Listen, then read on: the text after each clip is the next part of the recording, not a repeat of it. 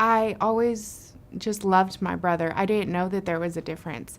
Just because he was always included, we just learned to protect and love him and just basically care for him as in bringing him with us no matter where we were going and what we were doing.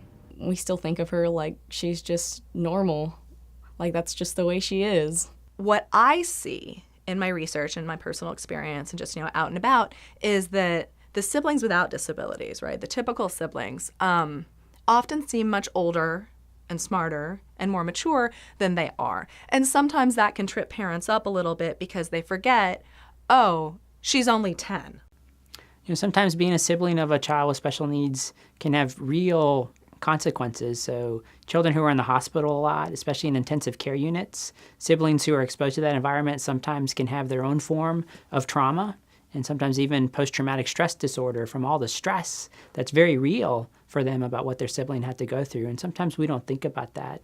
But also sometimes siblings get jealous or angry that their sibling is getting more attention because of their special needs or their disability. So they may feel maybe that they're not as special as their sibling. I would say it's very difficult. It's not easy at all.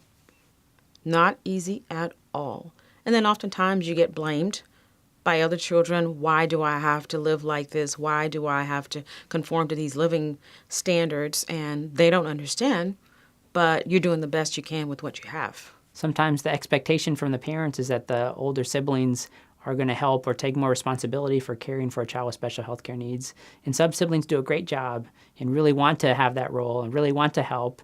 And some maybe resent it a little bit. They kind of want to have their own life or didn't expect that maybe that was what was going to happen or what their parents wanted. And so they may not understand, or they may fight it, or they may act out because they don't want to because they're afraid that they'll have to take care of their sibling with special health care needs.